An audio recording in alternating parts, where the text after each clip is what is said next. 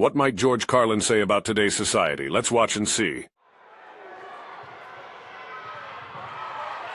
Ladies and gentlemen, how's everybody doing tonight? Oh, who am I kidding? I don't really give a fuck. You know why? Because I'm about to rant about something that's driving us all fucking insane. Social media. You know, there was a time when we used to interact with each other face to face.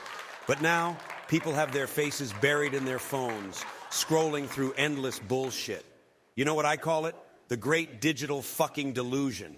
I mean, what's the deal with Facebook? The only face you see is the one staring at you from the screen, and you just hope it's not that creepy fucker from down the hall. It's supposed to connect us, but it's turned us into a bunch of digital fucking zombies. And don't get me started on the likes. People are so desperate for validation, they'd sell their own grandmother for a few more of those sweet, sweet thumbs up. What happened to the good old days when the only way to get validation was to actually do something fucking worthwhile? Ah, who am I kidding? Those days are long fucking gone. Now let's talk about Twitter. It's like a global competition to see who can come up with the most ridiculous statement in 280 characters or less. And that little blue check mark, it's like a badge of honor for people who've made it their life's mission to spew bullshit into the digital abyss. But hey, I guess it's a good place to practice your word economy, am I right? Oh, and don't even get me started on Instagram. You know what it really is? It's a big old factory of lies. Everyone's life is picture perfect. Sunsets, gourmet meals, and six-pack abs. But you know what they're not showing you? The hours spent in the gym, the crippling self-doubt, and the fact that their gourmet meal was just a microwave TV dinner. And those filters, they make you look like a fucking cartoon character. I mean, who needs self-esteem when you can slap on a puppy dog face and call it a day? Now, I know what you're thinking. George, what about TikTok? TikTok, the place where people spend hours watching other people dance like they're having a fucking seizure. We used to have talented artists who wrote songs and played instruments. But now we've got people lip-syncing to a beat and getting millions of views. You know what I call that? Talent fucking inflation, my friends. It's a damn shame.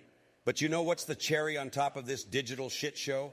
The fact that we've become so addicted to these glowing screens that we can't even have a conversation without checking our fucking notifications every 2 seconds because, God forbid, we might miss another like. We've become slaves to the almighty algorithm, eagerly waiting for the next dopamine hit. So what's the solution, you ask? Maybe we should go back to the good old days of rotary phones and snail mail. But hey, who am I kidding? We're too fucking far gone. So go ahead, bury your face in your phone, and let's all take a ride on this crazy train called social media. Good fucking luck, folks, and may the Wi-Fi be with you.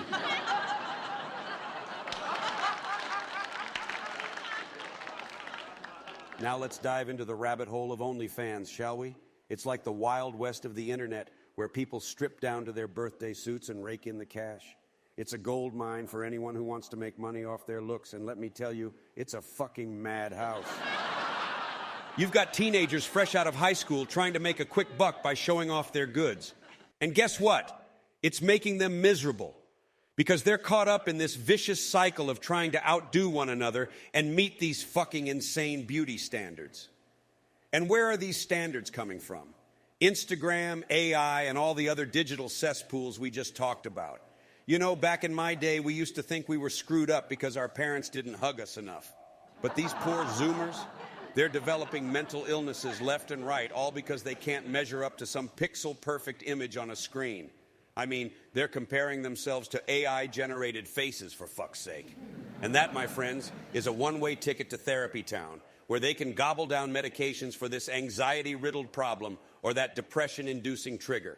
The worst part is, these platforms are designed to keep you hooked. They want you to keep scrolling, liking, and comparing yourself to others, so you'll feel like shit and keep coming back for more. It's like a digital drug dealer peddling misery and self-doubt. Now, I'm not saying everyone on OnlyFans is a victim. Hell, some of them are making a fortune and loving it. But you've got to wonder, what kind of world are we creating for the next generation? One where success is measured in likes and followers, and happiness is just a filter away. So, what's the solution, you ask? Maybe we should start teaching our kids that real life isn't like what they see online, that nobody's perfect, and trying to meet these fucking insane beauty standards is a one-way ticket to Miseryville. Or maybe we just say screw it and let the world burn in a fiery digital blaze. I don't know, I'm just a comedian. But one thing's for sure. We've got a whole generation of people who are more connected than ever before, and yet they're feeling more isolated, more anxious, and more depressed. It's a cruel fucking irony, and I think we're all complicit in it. So let's take a step back, look each other in the eyes, and try to remember what it's like to be human. Because let me tell you, folks, we're in for a bumpy fucking ride if we don't. Now, moving on to a topic you may be surprised I'm touching on. I know in the past I've said I don't like talking about politics because, as I've mentioned before, politicians are elected by the people, so ultimately people are the fucking problem. But hey, it's 2023 and I think we're all due for a good laugh, so let's talk about Trump. Ah, Trump, the man, the myth, the legend, the guy who turned the White House into a reality TV show. You've got to admit, he shook things up.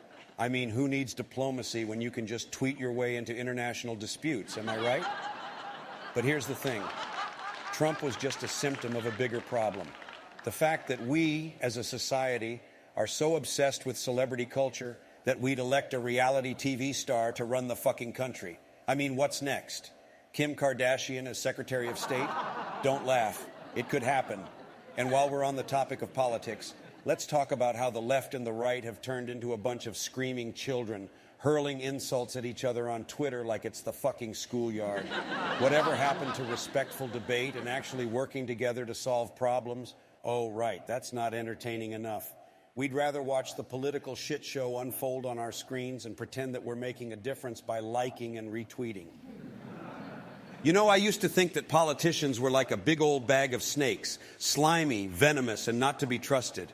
But now, I think they're more like a bunch of drunken monkeys flinging shit at each other and hoping something sticks. And the sad part is, we're the ones who gave them the fucking bananas. So what's the solution? Maybe we need to stop treating politics like a spectator sport and start demanding more from our elected officials. Or maybe we just accept that we're all fucking doomed and enjoy the ride. Hey, at least it's entertaining. And now, ladies and gentlemen, for our last topic of the evening, let's talk about something that's been driving me up the fucking wall: political correctness and safe spaces. You know, it seems like these days, young people are so programmed to react in an uproar when anything is even considered mildly offensive. It's like they're a bunch of walking, talking, triggered time bombs. Now, don't get me wrong, I'm all for treating people with respect and dignity. But when did we become a society that's so afraid of offending anyone that we can't even tell a fucking joke? It's like we're walking on eggshells 24/7, just waiting for someone to cry foul and send us to the Twitter guillotine. And let's talk about these so-called safe spaces. You know, places where people can go to escape from anything that might hurt their delicate sensibilities. I mean, what happened to the days when we could just have a conversation, disagree, and still be friends at the end of the day? Now it's all about surrounding yourself with people who think exactly like you do, creating a big old echo chamber of bullshit. I'll tell you what, folks, when I was growing up, there was no such thing as a safe space.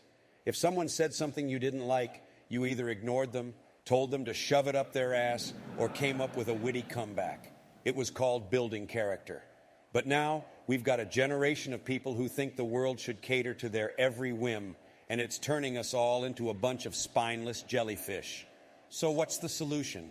Maybe we need to grow a thicker skin and learn how to handle a little criticism. Or maybe we should just accept that life is tough, and the sooner we learn how to deal with it, the better off we'll be. Because let me tell you, this world ain't getting any softer, and neither should we. Thank you, thank you. You've been a great audience. At least I think you have. I can't really tell with all those fucking screens shining in my face. Good night.